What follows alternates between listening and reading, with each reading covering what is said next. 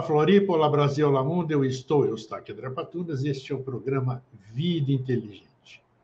Hoje é um dia especial, como todos os outros, claro, né? Nós estamos nos aproximando de mais um ano desse calendário gregoriano, calendário inventado pelo homem, né? Porque calendário, para mim, é aquele cósmico, né? O que está mais próximo dele seriam os maias, né? O calendário maia. 28 dias da Lua lunar, você acompanha o que é cósmico, o que é normal, mas vamos fazer. Nós temos essa condição, então eu sempre já discuti, talvez seja um dia um assunto do Vida Inteligente, né? Eu acho que quando você está fora do tempo, né? E curiosamente o calendário maia tem o dia fora do tempo, né? Fora do tempo que eu digo, você está fora das lunações, do ano solar, do mês solar, essas coisas. Então, é claro, você não pode estar em sintonia com isso. Por isso que a gente vive meio baratinado, mas esse é assunto para outro tema. Então, hoje é um dia muito especial, e nós vamos falar sobre ele, o porquê que ele é especial. E tem gente que não está assistindo, tem gente que vai assistir depois, tem gente que está festejando, tem gente que tem outras opções. A nossa opção é levar a informação e festejar os dias que devem ser festejados. Não sei se festejar é o termo exato, mais apropriado, mas pelo menos a gente passa a informação. O que cada um vai fazer com a informação depois é de cada um. Então, eu estou convidando aqui meu querido amigo e irmão René Monterrey, para falarmos sobre o Graal como alquimia da alma. Olha só, olha o tema. Então, você pode esperar que vem coisa boa aí. E aí, René, como é que você está? Tudo bem? Oi, tudo bem, Grego. E você? Tudo. Você abusou. Eu vou fazer a pergunta, mas eu sei a resposta. Você abusou das festas natalinas? Você comeu demais, você bebeu demais, essas coisas todas? Sempre um pouquinho, né? Sempre um pouquinho, né? Mas o Natal já não é mais aquele de antigamente, né? Não. Aquelas avós, a família toda reunida, né? Era o clã, não era nem a família assim pequena, né? Já não é mais daquele jeito faz muito tempo, né? Já todo mundo que estava aqui para me recepcionar quando eu cheguei já morreu. Né? Então, as coisas elas mudaram. Hoje o Natal ficou uma coisa mais reflexiva, assim, Isso. Né? E menos festiva, né? No sentido externo. Tá bom, o importante é isso. O importante é que reunimos com a família, confraternizamos e pronto. E estamos seguindo em frente. René, hoje é 28 de dezembro de 2023, o dia que foi fundado. Foi fundado o Santo Graal? Não, né? A Ordem dos Cavaleiros do Santo Graal. Perfeitamente.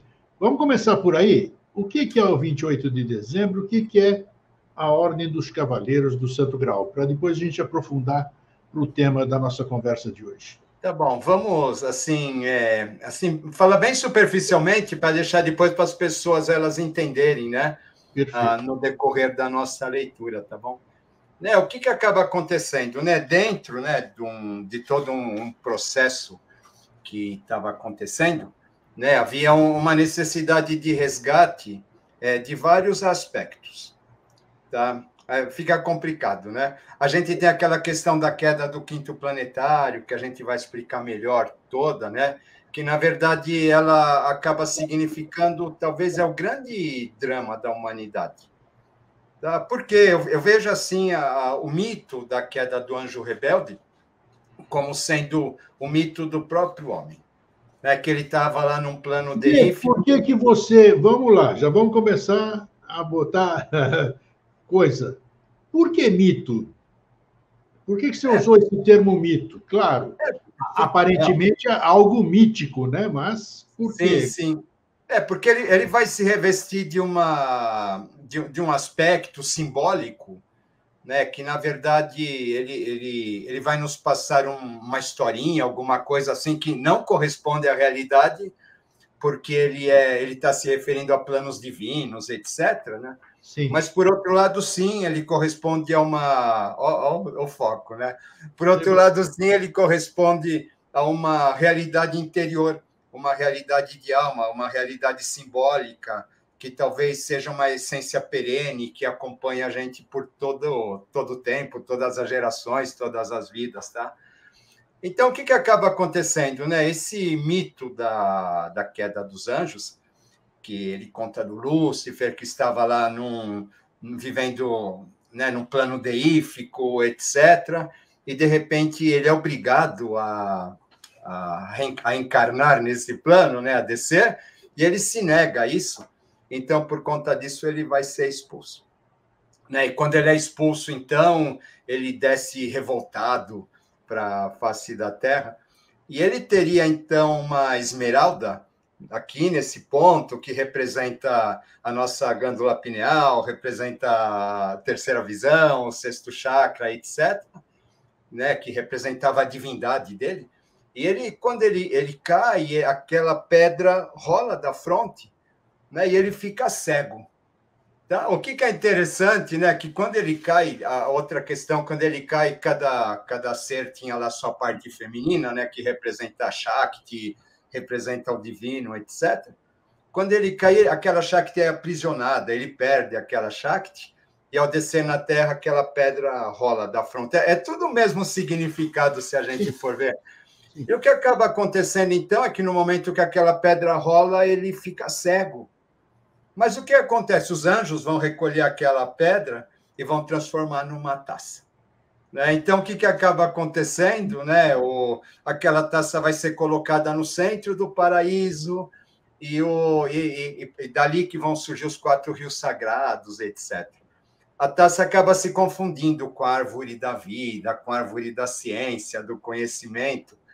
E aí conta a lenda também que quando Adão é expulso do paraíso, o filho dele, Sete, ele acaba roubando a taça e levando com ele. Tá? Então, o que acabava acontecendo? Onde a taça estava, ela tinha a capacidade de recriar aquele paraíso primordial. Olha. Tá? Então, o que acaba acontecendo? Né? Você vê que, então, o anjo rebelde, às cegas, tateando, procurando a pedra novamente, o Adão, de uma certa maneira, procurando também reconstruir o paraíso primordial. Você vê que esse simbolismo ele acaba sendo um simbolismo bastante rico, onde é só por mitos mesmo, é por símbolo que a gente pode, né? A gente ficaria um programa inteiro, né, explorando a riqueza que existe em tudo isso, tá? Então, o que acaba acontecendo, né? Essa taça depois, segue os mitos, né? Essa taça depois ela vai parar na Atlântida, né? E no momento, então, em que ela está na Atlântida, aquela idade de ouro maravilhosa, aqueles seres, aqueles deuses, aquelas hierarquias, né? Num determinado momento, o que acaba acontecendo, ocorre a queda da Atlântida, a taça é recolhida novamente, então ela vai ficar nos mundos interiores, e apenas de tempos em tempos ela vai se manifestar na face da Terra. Tá? Porque, né, cada vez então que ela se manifesta na face da Terra, é como se ela trouxesse para a humanidade a oportunidade da comunhão novamente, a oportunidade do reencontro consigo mesma, com a sua essência, com o seu destino. Do sonhado paraíso, né? Como você acabou de dizer. Isso. Ela vai se manifestar através de algum avatar. É super bonito isso. Ela vai se manifestar através de um avatar e ela vai, então, naquele momento que ela se manifesta, então, aquele paraíso primordial, aquela Atlântida, aquela idade de ouro, etc., tudo se manifesta. O que acaba sendo bonito, né? Então, a partir depois do metabolismo da Atlântida, né, da queda da Atlântida, né? Então, na verdade, a taça lá, ela também ela existia, mas existia os corpos físicos dos reis divinos, etc., segundo a lenda. E o que acaba acontecendo, então, eles perdem os corpos físicos, as hierarquias vão perder os corpos físicos. Então, o que acaba acontecendo? Esses corpos, entre aspas, eles precisavam ser conservados. Essa essência que estava nesses corpos precisava ser conservada Então, o sangue derramado e as lágrimas derramadas naquela tragédia acabam vertendo para a taça, né? Onde o sangue vai virar carvão e a taça vai virar sal, e as lágrimas vai virar sal. Então, o que acaba acontecendo, né? Cada vez que vem um avatar, aquela taça, ela é o receptáculo de tudo o que aconteceu, toda a história, ela é o backup de tudo que foi realizado. E aí o que acaba acontecendo quando um avatar vem, ele bebe naquela taça, e ao beber na taça, ele dá continuidade do trabalho do ponto onde parou. Tá, então aí você colocou até você me deu um encaixe para fazer uma colocação. A Ordem do Santo Graal foi fundada pelo professor Henrique José de Souza no dia 28 de dezembro de 1951. Eu tinha 7 meses de idade, acabei de nascer. Isso que aconteceu, essa data, 28 de dezembro de 1951, teria alguma associação com o advento de Maitreya, 24 de fevereiro de 49, ou não? Sim. Tá? Porque o que acaba... Aí agora a gente volta, né? Porque o que acaba acontecendo, então, é necessário, então, que todas as vezes que se manifesta um novo ciclo, uma nova consciência, um avatar, alguma coisa desse tipo, né? É necessário que haja uma recapitulação de todo o passado. Tá? Por isso que eu estou contando essa história, né? Claro. Por quê? Porque esse passado ele precisa ser recapitulado, mas não simplesmente as pessoas vão lá ler uma historinha e pronto. Tá? Isso daí precisa ser recapitulado em termos ritualísticos, precisa ser recapitulado de modo que aquele conteúdo que está adormecido no inconsciente da humanidade, ele precisa ser desperto, e no momento que aquilo é desperto, existe revive-se tudo aquilo, né? Então, esse é o momento em que se manifesta alguma coisa divina, tá? Mas ela não, que nem eu falei, o avatar primeiro tem que beber na taça para que depois ele se manifeste como avatar, né? A gente precisa passar por um processo de recapitulação de todo o nosso caminho evolutivo, até que a gente esteja pronto assim para sorver, né, o novo, a nova era e etc. Tá bom? Então, a taça ela se confunde também com aquilo que a gente chama de nova era, né, que a gente chama de avatar, porque, ao mesmo tempo que ela representa toda a essência daquilo que foi realizado, ela também representa todo o potencial a ser conquistado. Então, o que acaba acontecendo, a gente vai ter... É interessante que o Maitreya ele nasce no mesmo dia da inauguração do templo, né, do Templo de São Lourenço. Né? Então, o Maitreya e o templo confundem-se, né? A gente já comentou isso, acho que na geometria sagrada, né? E a taça, ela vai ser a mesma coisa. Ela se confunde com Maitreya, com o templo, com Nova Era, com o aspecto feminino, com aquele paraíso perdido. Ela vai nos conectar de uma forma arquetípica com todos esses valores. Tá, eu vou fazer uma passagenzinha aqui que eu acho interessante, né? Assim, como foi meu primeiro contato com tudo isso, né? Opa, legal. O que acabou acontecendo, né? Eu estava numa fase terrível, isso foi exato 40 anos, tá? Vai completar agora em fevereiro, né? 40 anos. Eu estava numa fase terrível, sabe? Terrível mesmo, de mortes, de perdas. Era um momento de vida, assim, não era depressão, mas os primeiros acordes já estavam sendo tocados lá, né? E o que acabou acontecendo foi um momento em que eu fiquei muito doente por conta disso. Tive problemas de coluna, pinçamento de nervo ciático, eu mal conseguia me mexer, etc. E o que acabou acontecendo, então, havia uma excursão lá para o nosso templo e tinha um lugar sobrando e eu acabei indo porque eu fui convidado. Sabe, não estava em condições de nada, mas tudo bem, sabe quando você é jogado para alguma coisa, né? Causalidade. Aí peguei, tudo bem, fui lá para na excursão, a finalidade era conhecer o templo, e o que acabou acontecendo foi que a gente chegou atrasado, não ia conhecer o templo, depois à tarde ia ter uma cerimônia que seria de passagem de grau para a série interna, eu não ia poder participar, e domingo de manhã a gente teria que ir embora, e eu não ia conseguir participar também, tá?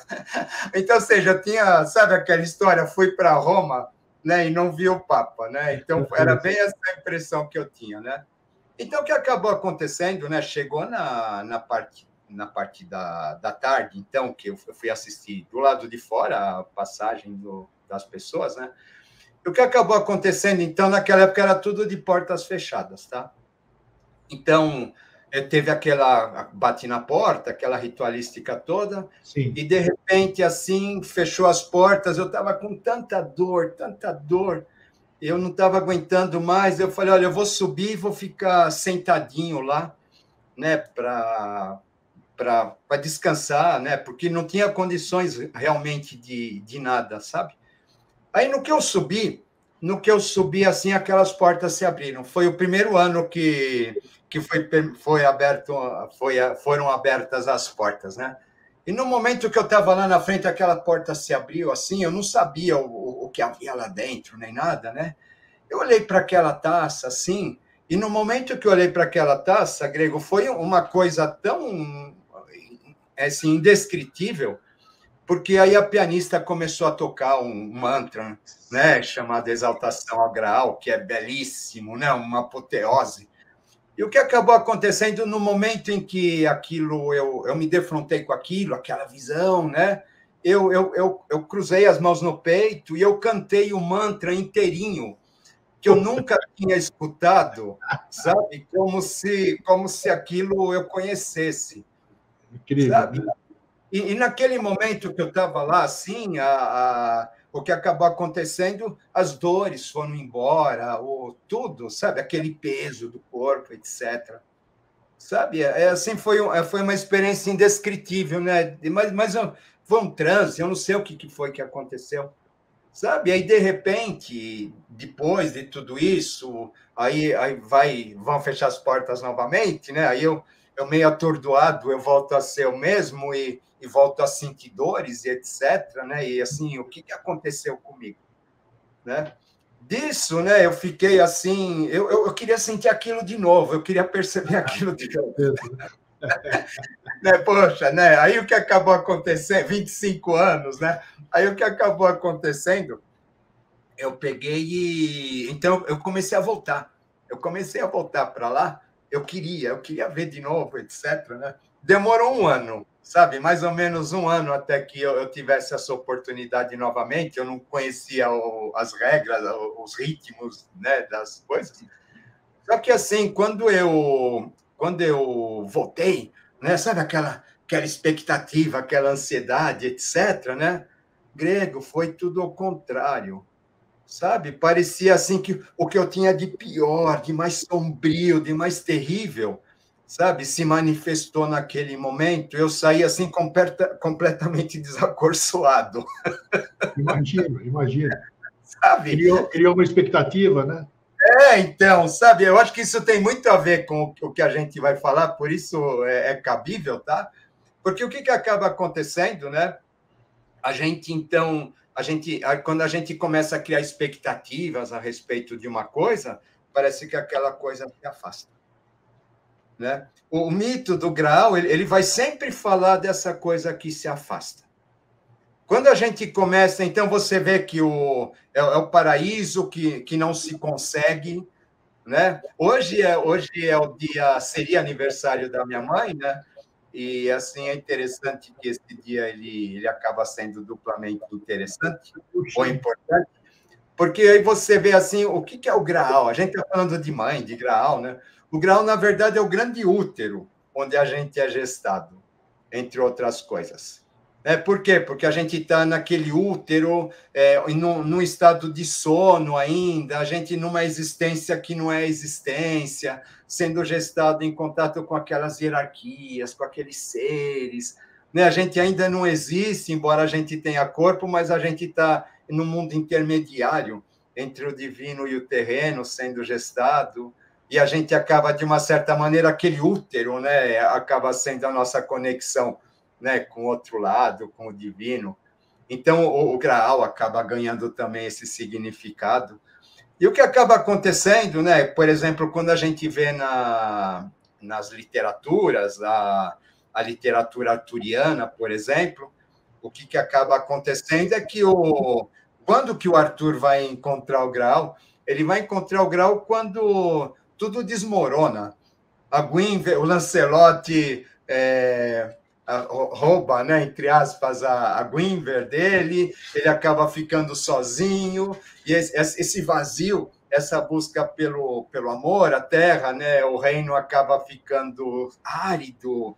Então, tudo está árido, não tem amor, não tem nada. Então, num dia de Pentecostes, vai surgir a Taça do Graal. E no momento em que a Taça do Graal ela surge, todos os cavaleiros são saciados. Sabe? O Graal ele aparece, vai saciar todos os desejos, todas as necessidades, etc. Depois ela se recolhe, e é o que acaba acontecendo. Então, eles... Poxa, isso daqui é a solução para o nosso reino, a solução para os nossos problemas, né?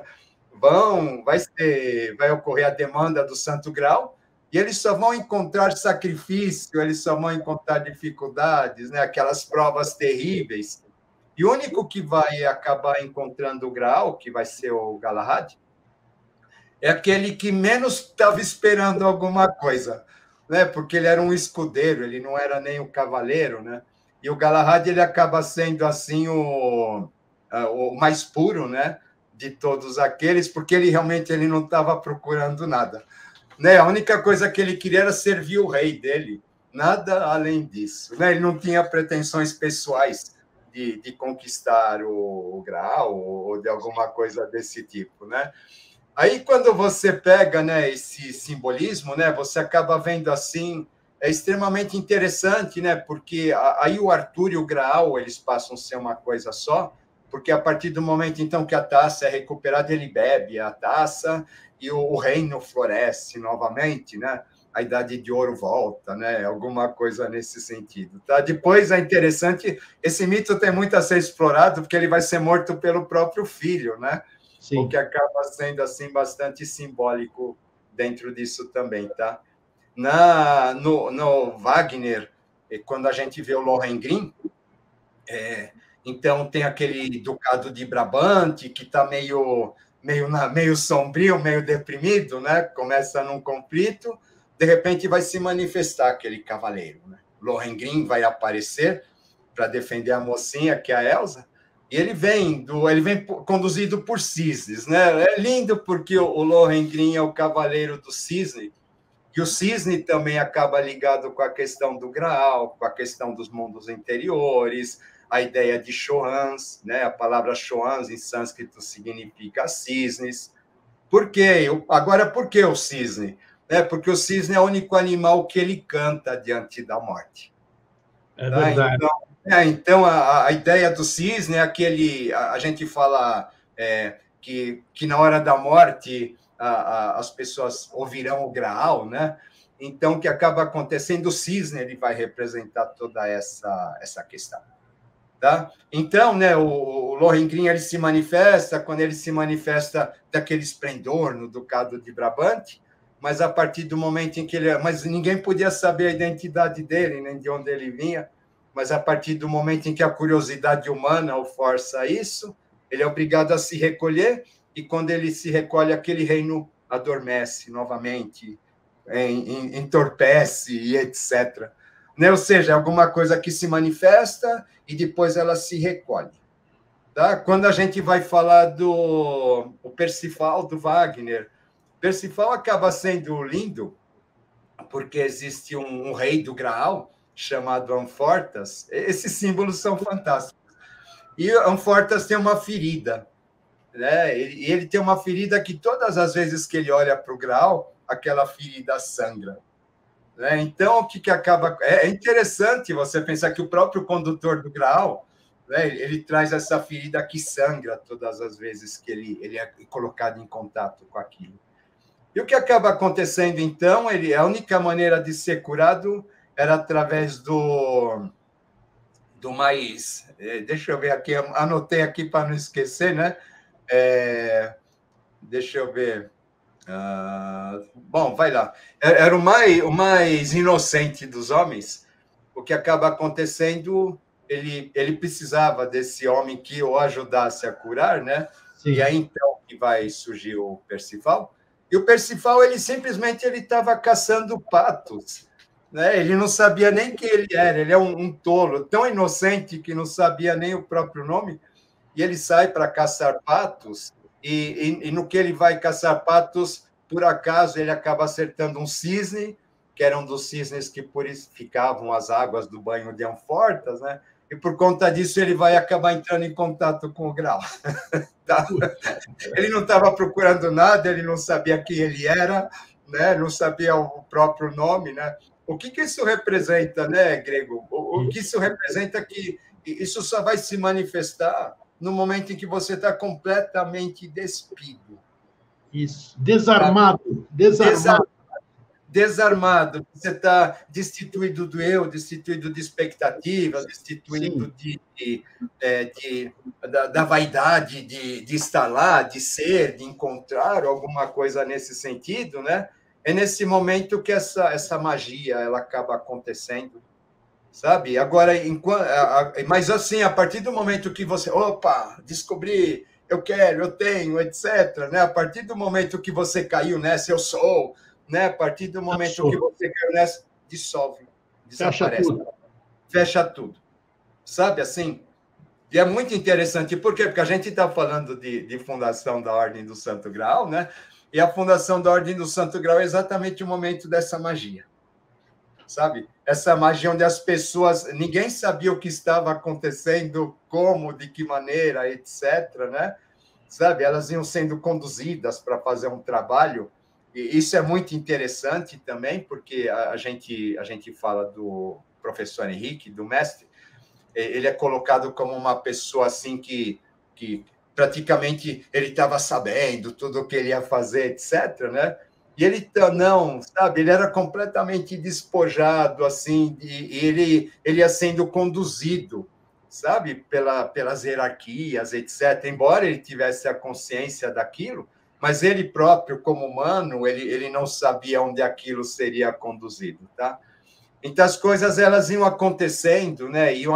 Por quê? Porque exatamente essa questão do não saber o que fazer. Ele costumava dizer assim, olha, se vocês soubessem o que vocês estão fazendo, vocês não fariam. Eu já ouvi essa afirmação dele.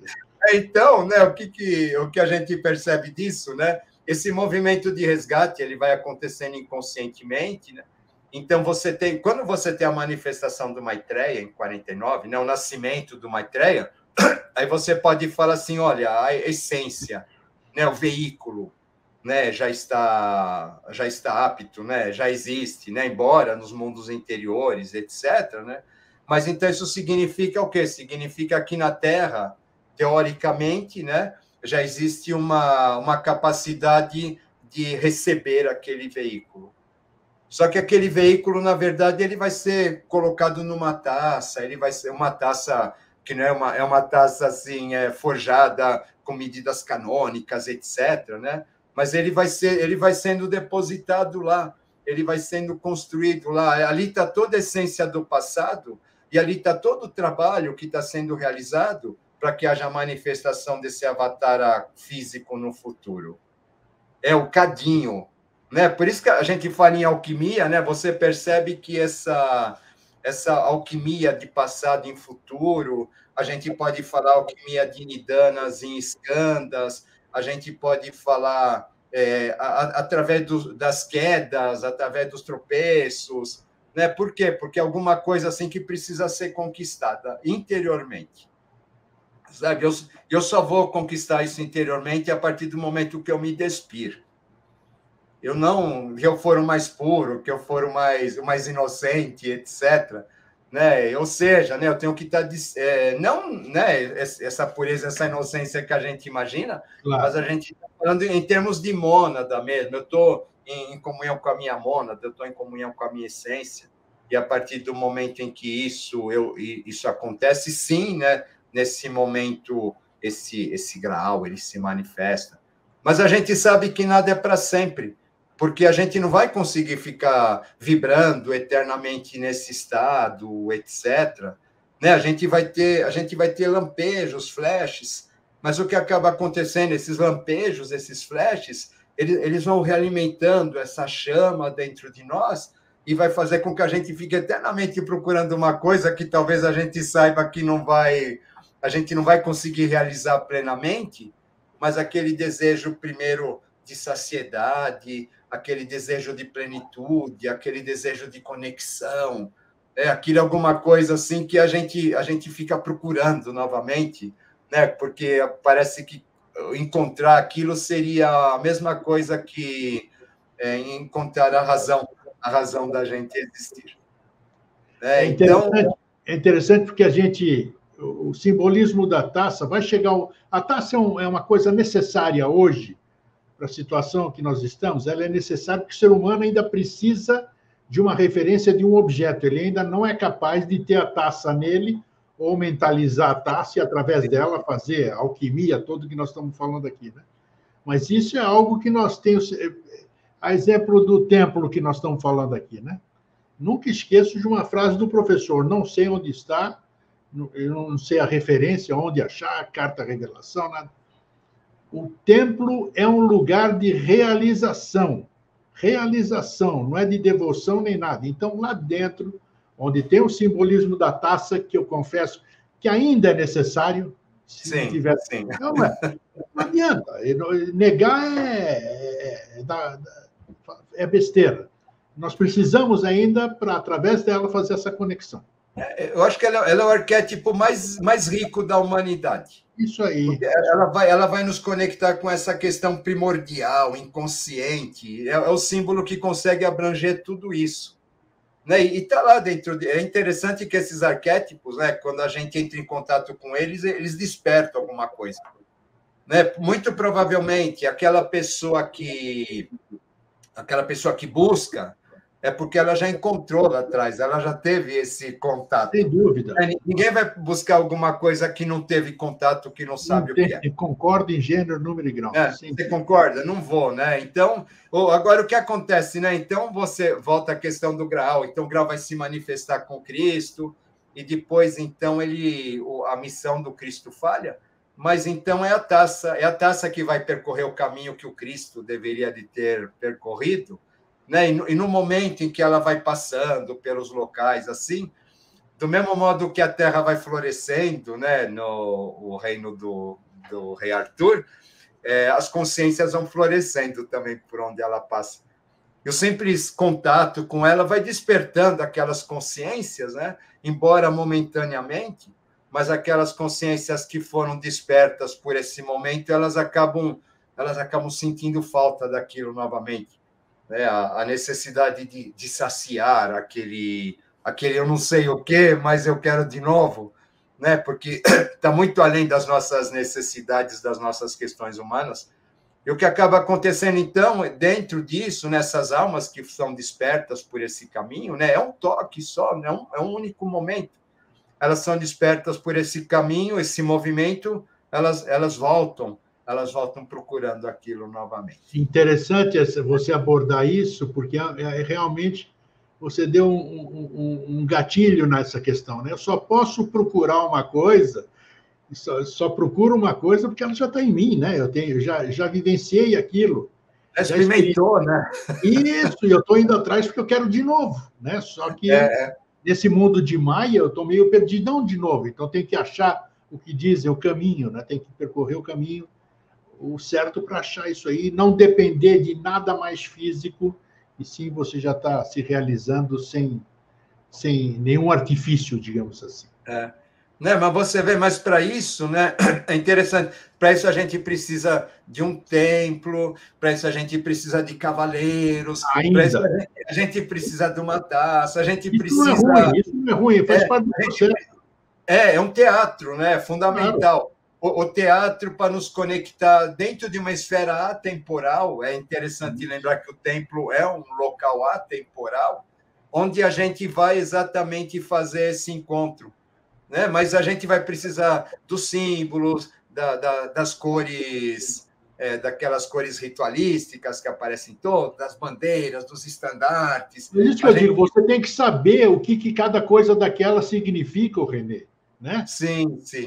Não adianta você estar lá dentro, ou seja lá onde for, você não saber a questão da cor, da roupa, do ritual, o que aquilo significa. Você tá boiando, então você não está na coisa. Você tem que se preocupar em descobrir e saber por que você está fazendo aquilo, e eu estou fazendo isso por causa disso. Isso faz parte de uma coisa que eu conheço. Agora, eu estar lá no meio sem saber o que eu estou fazendo, fica difícil. Exatamente. Ou então, aí volta a nossa questão, é interessante. Ou então eu só estou lá repetindo que nem um papagaio, me sentindo privilegiado, porque eu faço parte de alguma coisa superior, etc., né? A gente vê dentro dessas lendas todas, né, que no momento que eu tô agindo dessa maneira, o que acaba acontecendo é que essa essência está se afastando cada vez mais. Sem dúvida, e você começa a mistificar. Entramos na mistificação. Começa, né? Porque o grande trabalho, a gente volta, né? Essa realização que o professor fala, mas ela vem a partir, volta do despojamento, né? Do despojamento o trabalho das escandas, das nidanas, o contato com o nosso lado terrível, o dragão, todos esses simbolismos que a gente vê por aí, né, que está associado à questão do grau, que é interessante, a árvore dos enforcados, né? A gente precisa realmente entender que se a gente não realiza esse trabalho, realmente aquilo que está do lado de fora, tudo bem, ele serve como um estímulo, ele vai servir como alguma coisa assim para a gente lembrar, sabe? Mas ele em si ele não vai fazer nada, porque quem tem que realizar o trabalho é cada um de nós. Perfeito. Sabe? Não adianta eu chegar lá e ficar rezando, esticar a mão, sabe? Para pegar as energias, sabe? Coisa desse tipo, né? Não vai acontecer absolutamente nada, sabe? Nada. Sabe? Vai acontecer talvez que nem a minha experiência, né? Toda aquela expectativa toda, né? O que encontrei foi as minhas sombras, né? Né? É verdade, tá lá se né? Então, assim, é interessante a gente falar isso, porque cria-se, né? Cria-se uma expectativa em relação a tudo isso, né? Sim, são símbolos poderosíssimos, tem toda essa capacidade, mas a gente percebe o símbolo, ele por si só, ele não é nada. A função dele é exatamente despertar aquele símbolo que está dentro de nós, que faz a conexão com vidas passadas, que faz a conexão com o nosso processo, com a nossa caminhada pelo planeta, né? Como almas, etc. Né? Porque tem uma fala do professor, onde ele fala que a gente é os mesmos das velhas tragédias. Né? Ou seja, porque, né, no momento das tragédias é que o grau se manifesta. Né? Então, naquele momento, houve aquela manifestação, depois ela se recolhe, né? O que acaba acontecendo, então, é essa busca incessante que a gente acaba percebendo, a gente acaba sentindo, né? E parece que a gente nunca está saciado. Nunca. Né? Mas quanto mais a gente busca, pior vai ficando. É verdade, meu, né? Poxa, onde que está aquilo tão bonito, etc., né? Aquela luz, aquele esplendor, né? Cada vez eu vou vendo menos aquilo. Aquele simbolismo talvez das brumas de Avalon, né? Onde a gente está querendo encontrar uma coisa, a gente só vai encontrando neblina, só vai encontrando névoa. A gente sabe que aquela coisa está escondida lá atrás daquela neblina e daquela névoa, mas cabe a cada um de nós dissolver tudo aquilo, mas a gente já não sabe mais como desfazer. Né? O importante é você saber o que você está buscando. Isso já é um grande passo. A questão das neblinas, das dificuldades, é outra história, faz parte da caminhada. Agora, você saber o que você está buscando é primordial, é essencial. Isso é fantástico.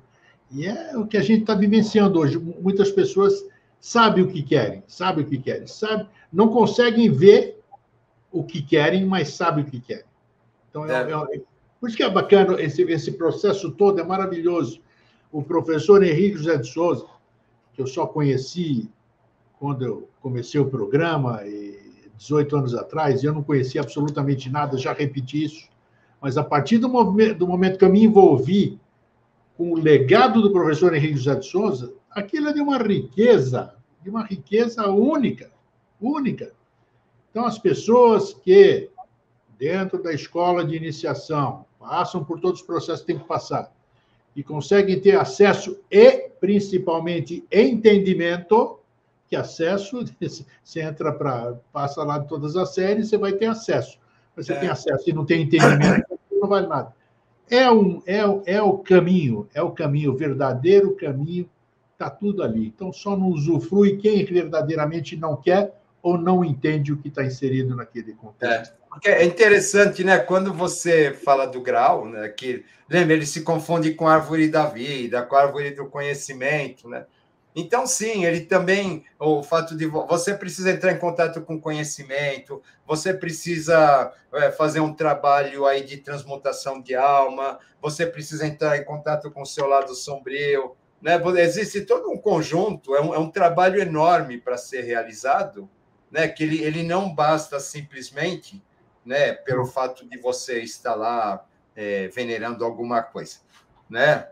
Ou alguém. Né? Não existe mágica, não existe mágica, existe a dedicação. Não existe mágica, não existe salvação do tipo assim, você vai se salvar só por causa disso, etc. Não. Né? Não existe, sabe? O que acaba acontecendo, a gente vai percebendo na nossa caminhada, né?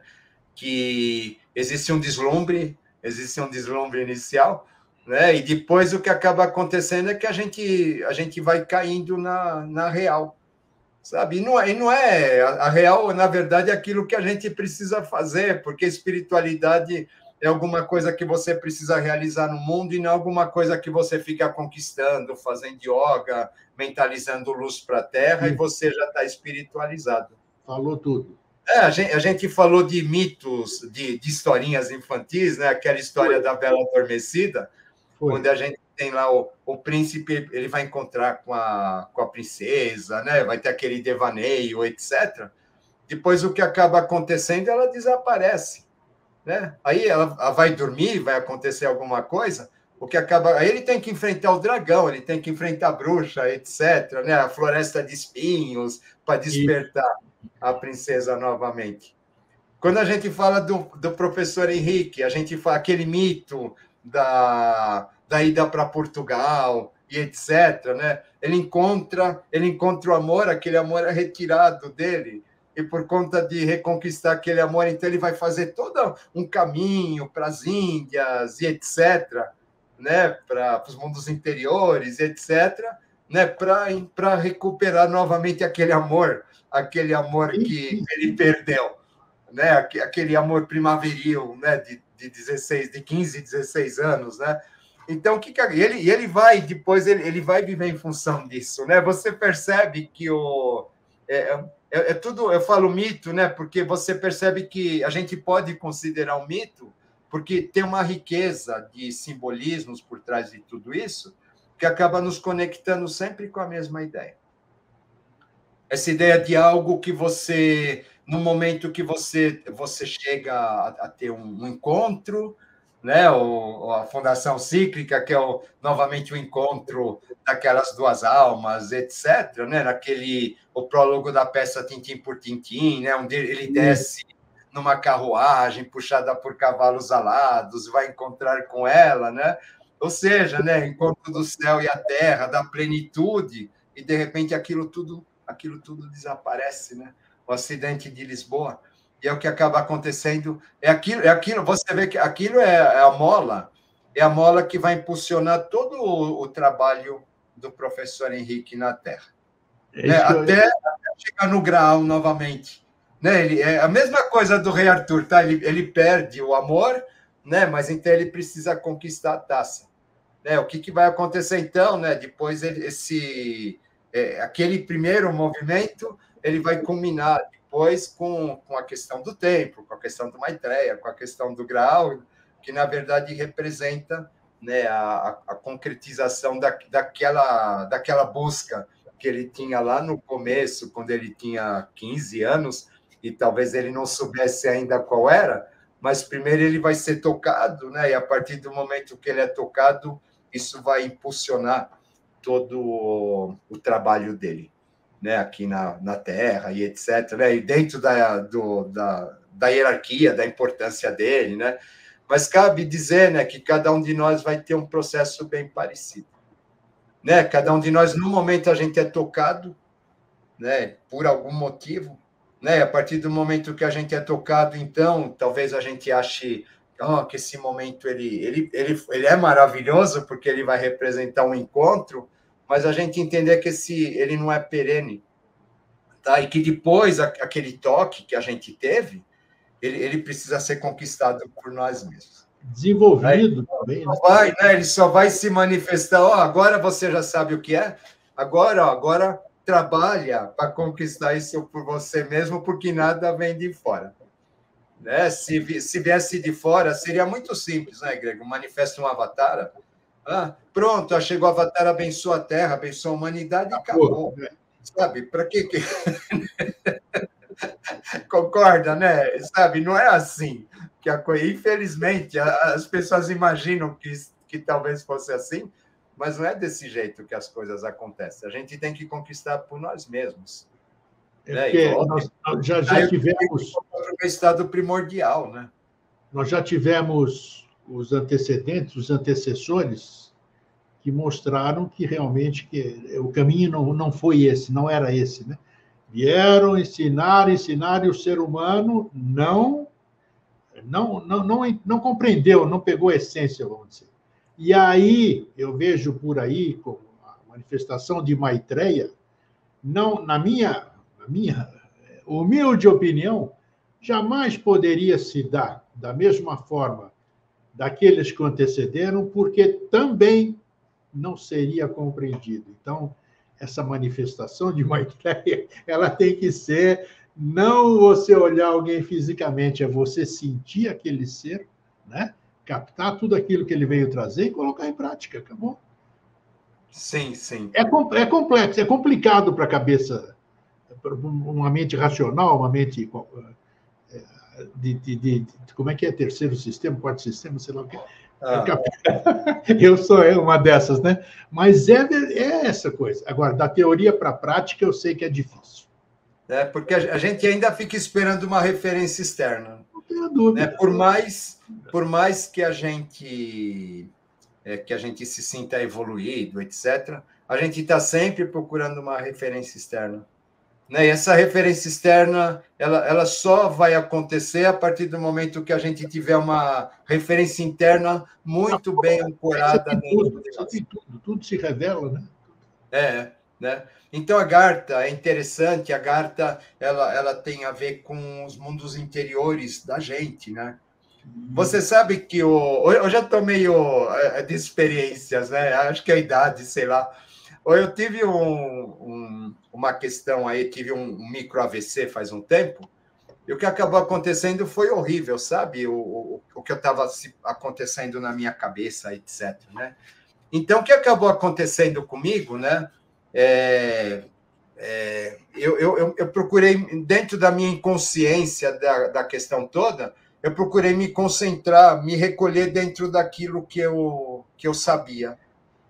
Então, o que acabou acontecendo? Apesar da dor de cabeça, do mal-estar, etc., tinha um lugar dentro de mim onde eu me recolhia, das minhas lembranças e etc., onde eu me recolhia e ali eu encontrava forças para superar tudo o que estava acontecendo do lado de fora. E o que acabou acontecendo depois de tudo isso, eu falei, olha, essa é a ilha imperecível. Aí é que isso. Tá? Aquilo que você realizou verdadeiramente, ela está guardada em algum lugar, e nos momentos mais difíceis, era interessante, porque assim, ao mesmo tempo que eu estava confuso em termos de consciência, etc., havia uma consciência dentro de mim que ela era inabalável. Dentro de você, não fora. Aquilo, né? Aquilo dava suporte assim para aguentar o que viesse do lado de fora. Sabe? Eu falei, nossa, isso é Agartha, isso é a ilha imperecível. Sabe? Talvez do mesmo jeito que existe com a gente, assim, existe no planeta, tudo, né? Tudo segue a mesma questão, né? Mas eu falei, poxa, como é importante a gente estabelecer a conexão com esse local, né? É fundamental, porque se a gente não tem a conexão com esse local, a gente sucumbe. É o que eu falei, precisa Agartha, Shambhala, não, tem que ter ancorado dentro, não é eu esperar ficar fazendo rito para quando eu morrer eu ir para lá bonitinho e pronto, sabe? Né? Que não vai acontecer isso daí nunca se eu não tiver nada realizado dentro de mim. E eu não vou realizar isso dentro de mim só fazendo leitura, ou só rezando, ou só meditando, etc., né, fazendo ritos, sabe? Não é desse jeito. Isso tudo são ferramentas, mas a gente precisa entender que nós somos corpo, alma, espírito, a gente tem que ter todos esses aspectos equilibradíssimos para que, na verdade, haja uma manifestação de uma consciência um pouquinho superior, né, que a gente possa captar.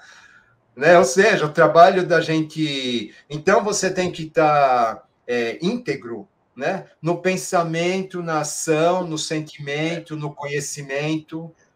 Né? Tem que estar, tudo isso tem que estar funcionando integralmente, em conjunto. Sabe? Caso isso não aconteça, esquece, você não tem conexão com nada. Mas é o que todo mundo está nesse processo. A maioria de nós está nesse processo, infelizmente está. Precisa. E é por etapas, né? Você não consegue fazer tudo ao mesmo tempo. Você tem que ir fazendo etapas, conquistando essas coisas que você falou, tudo no seu devido tempo, devagarinho. Mas é interessante, né? Porque é lembrar que a hora que a gente pensa que conquista, ela desaparece. Né? Por quê? Porque você chegou a um degrau só, sabe? Você conquistou alguma coisa, subiu um degrau, aquilo, esquece, vai aparecer outro para você conquistar. Né? Então, não existe... É interessante as pessoas acharem que consciência é alguma coisa perene, que você conquista e você fica com ela. Né? O que é perene é a lembrança daquele contato que você teve. Tá? Mas aquela lucidez, aquele insight, aquela coisa toda, né? Ela não é perene no homem. Não. A gente oscila emocionalmente, a gente tem questões físicas, a gente tem influências do meio externo, etc.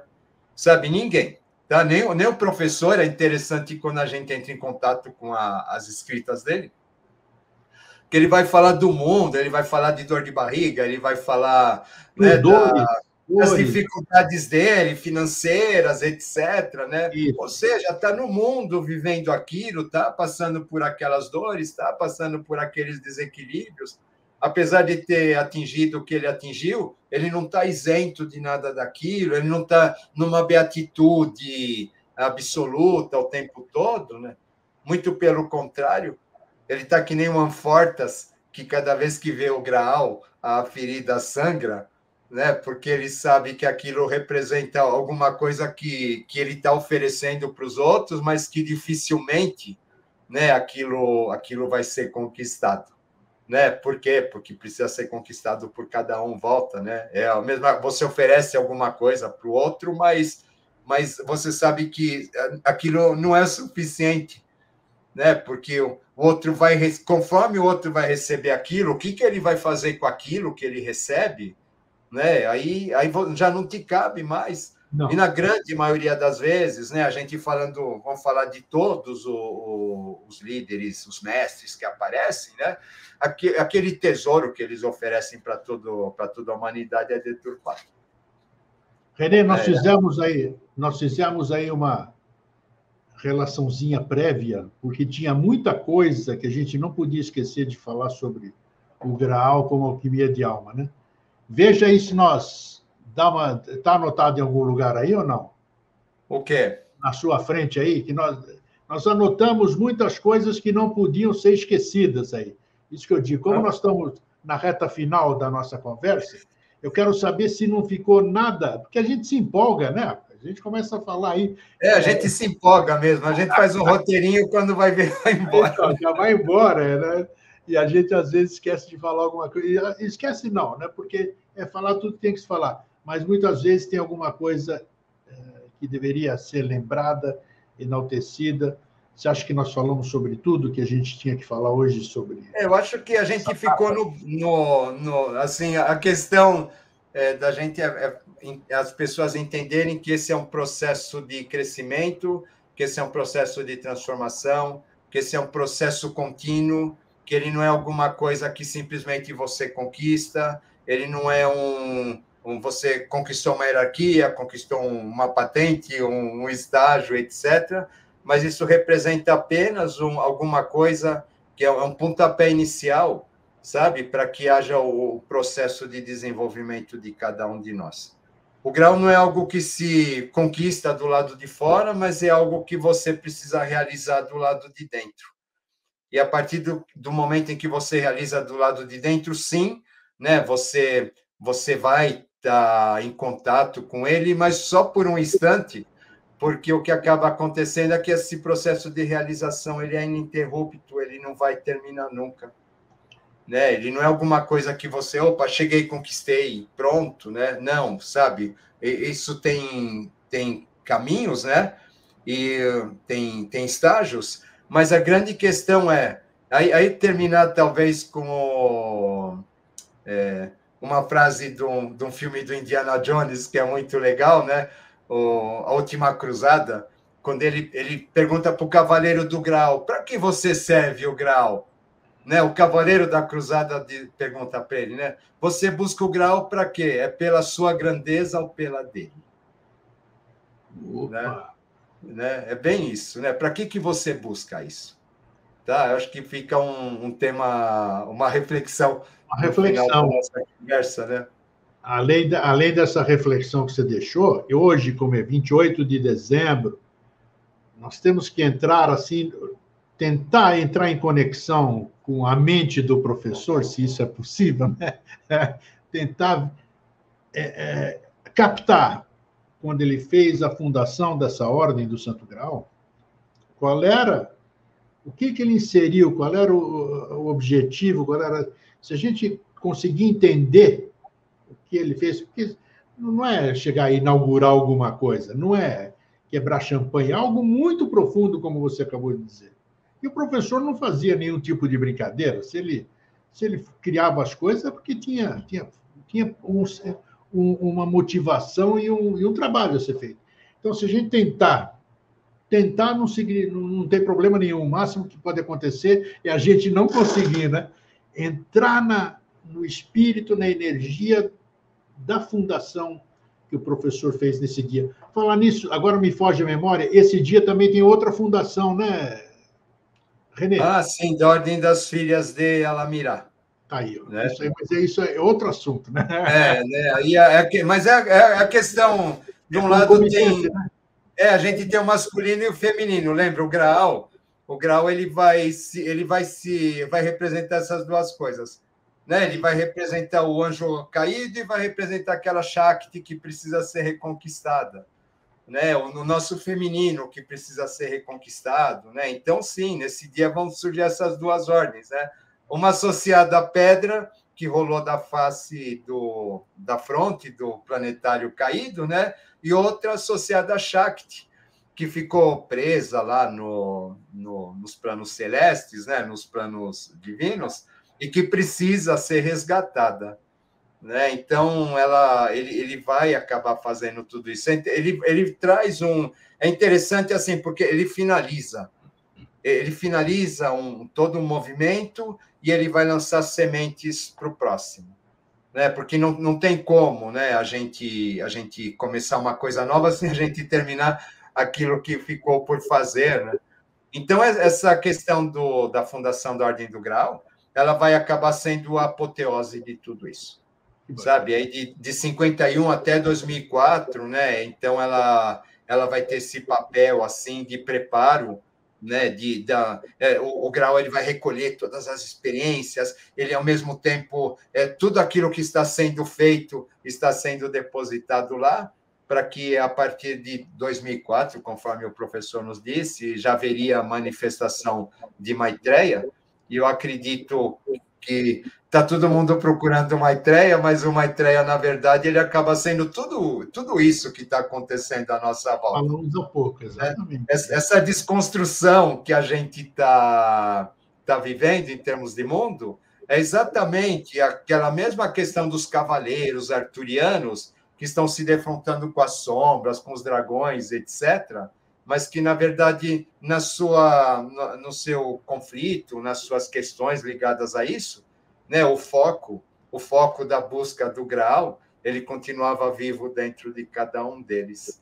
E eu acredito que esse momento que a gente está passando é exatamente o momento desse foco, desse encontro, dessa busca, né? Aí você está falando de mundos interiores, você está falando de consciência, você está falando de amor, você está falando de tudo isso que essa taça representa. Bacana. Renê, quero te agradecer mais esse ano de parceria.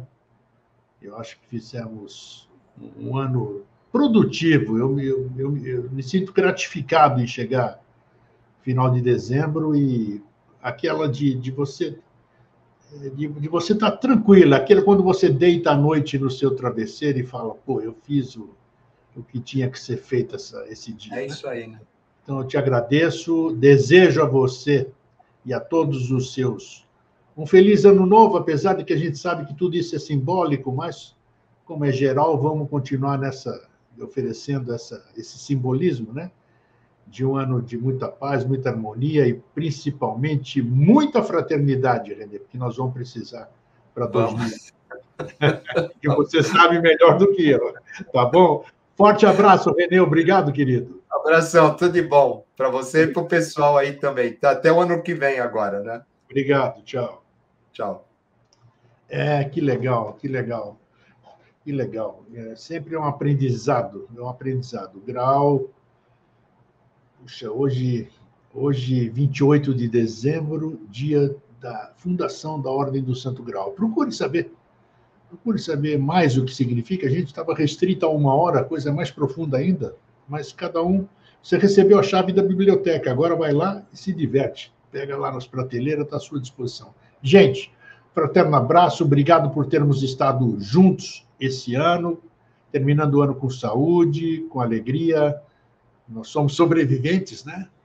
E espero que o ano que vem continuemos juntos, de mãos dadas, e adicionando mais gente a esse círculo da grande fraternidade do bom, do belo e do bom, belo e que mancado!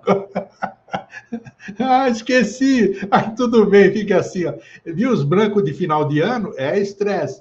Fraterno abraço e feliz sempre. Tchau, querido. Tudo de bom para vocês todos.